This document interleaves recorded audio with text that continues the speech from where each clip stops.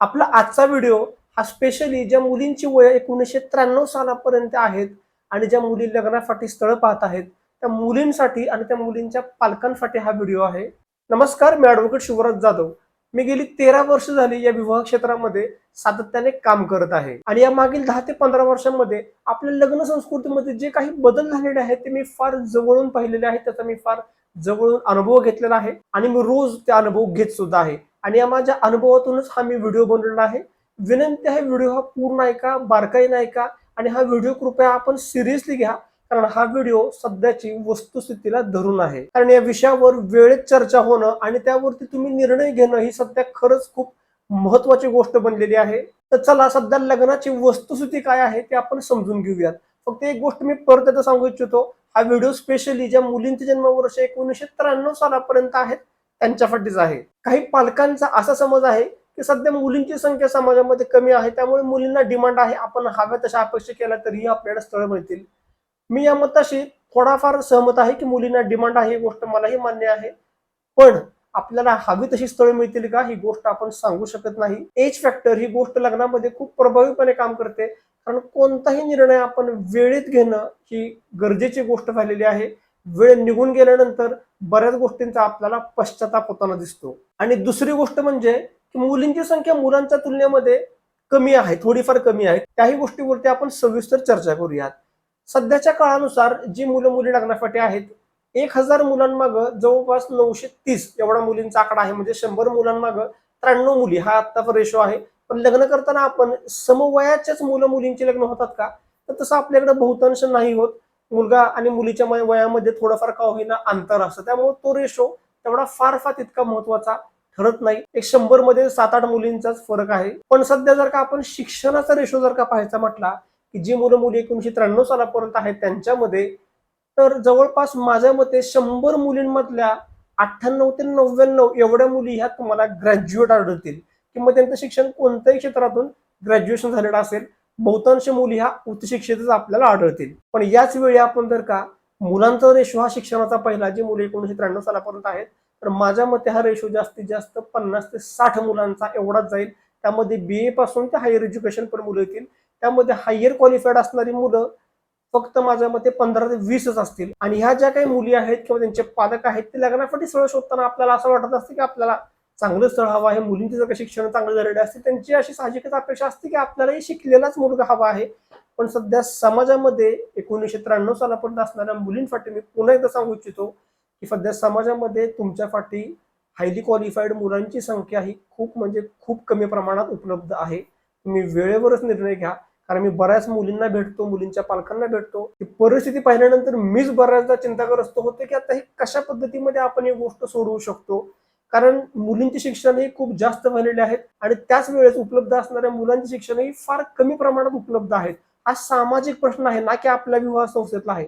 जे काही समाजामध्ये जे काही गोष्ट आहेत त्या विषयावरती आपण ही चर्चा करत आहे. ज्या मुली लग्नासाठी आता राहिलेल्या आहेत त्यातल्या बऱ्याचशाच मुली ह्या शहरामध्ये सेटल आहेत आणि त्यातली बरीचशी जी मुलं आहेत, अर्ध्यापेक्षा जास्त मुलं ही ग्रामीण भागामध्ये भेटल आहेत. आणि त्यातली बरीच मुलं आज गाव सोडून सिटीमध्ये येण्यासाठी तयार नाहीयेत. आणि ज्या मुली आहेत त्या सिटीमध्ये सेटल्ड आहेत, त्यांची चांगली नोकरी आहे, चांगला व्यवसाय आहे आणि त्यांना गावाकडे गेल्यानंतर त्यांना स्कोप हा मिळू शकत नाही. त्यामुळे कुठेतरी ह्या गोष्टीमध्ये मध्य साधणं हे खूप गरजेचं आहे. मुलींना शिक्षण हवे आहेत मुलांची. आता ज्या मुलांची वय ही 30-35 ओलांडून गेलेली आहे आणि ती मुलं आता शिक्षण घेऊ शकतात का, तरी तशी अवघड गोष्ट आहे. ती जवळपास गोष्ट ही शक्य नाहीये मुलांसाठी. कारण ती मुलं कुठेतरी आता नोकरीमध्ये व्यवसायामध्ये सेटल झालेली आहे. तिथून ती मुलं कॉलेजमध्ये जाणं आणि शिक्षण घेणं ही गोष्ट जवळपास त्यांच्यासाठी जमणार नाहीये. त्यामुळे मला एक गोष्ट पुन्हा एकदा मी तुम्हाला सांगतोय की ज्या लग्नासाठी 1993 पर्यंत राहिलेल्या मुली आहेत त्यातल्या 100 मधल्या जवळपास 98 मुली ह्या हायली क्वालिफाईड आहेत. आणि जी मुलं लग्नासाठी 1993 पर्यंत राहिलेली आहेत त्या 100 मधले जवळपास 50 ते 55 मुलं ही ग्रॅज्युएट आहेत. त्यामध्ये BA पासून हायर क्वालिफाईड पर्यंत मुलं आहेत. त्यातले हायर क्वालिफाईड मुलं मी म्हणेन 15 ते 20च तुम्हाला प्रति 100 मुलांमध्ये सापडतील. त्यामुळे माझी एक पुन्हा एकदा कळकळीची विनंती आहे पालकांना, मुलींना, कुठंतरी शिक्षणच हा एकच फॅक्टर न ठेवता त्या मुलाची तुम्ही प्रोफाईल बघा, मुलाचा स्वभाव बघा, मुलगा व्यसनी आहे का बघा. असं नाही की मुलं शिक्षणच घेऊनच करिअरमध्ये फेटल होतात. एखादा मुलगा शिक्षण साधारण असेल, तर जर का व्यवसाय चांगल्या प्रकारे फेटल असेल, त्याची जर का प्रॉपर्टी चांगली असतील, स्थावर मालमत्ता चांगली असेल, अशाही स्थळांवरती तुम्ही फोकस करायला सुरुवात करा. कारण मी कितीतरी आज मुलींचे बायोडाटा पाहतोय की त्या मुलींची 40, 45, 50 वय झालेले आहेत, प्रथम मुली आहेत. त्या मुली अतिशय चांगल्या घरातल्या आहेत, चांगल्या शिकलेल्या आहेत, पण त्यांच्यासाठी आज मिळतीजुळती स्थळ मिळणं ही समाजामध्ये खूप म्हणजे खूप अवघड गोष्ट झालेली आहे. त्यामुळे आपण वेळेतच सावध व्हा आणि वेळेतच आपल्या अपेक्षा आहेत त्या कुठंतरी समाजाला धरून आणि आपल्या वस्तुस्थितीला धरून असाव्यात, ही माझी एक मनापासून तुम्हाला विनंती आहे. कारण बऱ्याच मुली चांगल्या आहेत, चांगल्या कुटुंबातल्या आहेत. मी बऱ्याच फॅमिलीमध्ये पाहतोय की या गोष्टीमुळे आज वाद निर्माण झालेले आहेत. पालक सुद्धा प्रचंड टेन्शनमध्ये आहेत, मुली सुद्धा काही प्रमाणात टेन्शनमध्ये आहेत. एकटेपणाची काही जणांना भीती पाणवत आहे की आपलं लग्न आज होईल का नाही, आणि त्यामधून मुलं आणि मुली ह्या सुद्धा नैराश्यात जात आहेत. काहीतरी पालकांचे मी बघितले की आपल्या मुलाचं लग्न आज राहिलेलं आहे, मुलीचं लग्न राहिलेलं आहे, आणि त्यातून त्यांनी आजार ओढवलेले आहेत. आणि या आजारातून डिप्रेशनने माणसांनी एवढं टेन्शन घेतले की त्या टेन्शनने काही माणसं अक्षरशः देवाघरी गेलेली आहेत.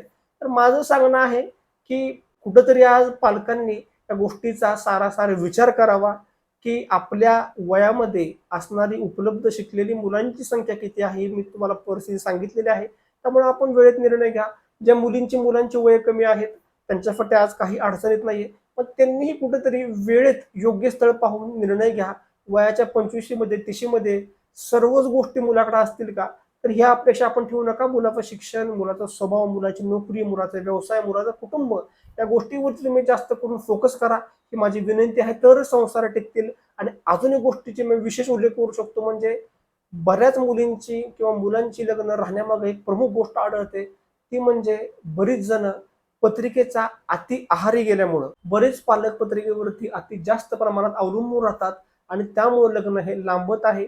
कुठल्याही गोष्टीचा वापर असावा पण त्याचा अतिवापर नसावा, ही माझं म्हणणं आहे. थोडेफार गुण जुळले की तुम्ही पुढे जावा. तुम्हाला जर का स्थळ योग्य वाटलं असेल तुम्ही समोर जावा, चर्चा करा आणि मग खात्री करून तुम्ही निर्णय घ्या. ही एक माझी तुम्हाला मनापासून कळकळीची विनंती राहील. व्हिडिओ जर का तुम्ही पूर्ण ऐकलेला असेल आणि तुम्हाला हा व्हिडिओ आवडला असेल, तुमच्या ओळखीच्या ज्या कोणीही मैत्रिणी किंवा मुलगी त्या एज ग्रुपमध्ये असतील त्यांना आठवणीने हा व्हिडिओ शेअर करा. धन्यवाद. जय शिवराय.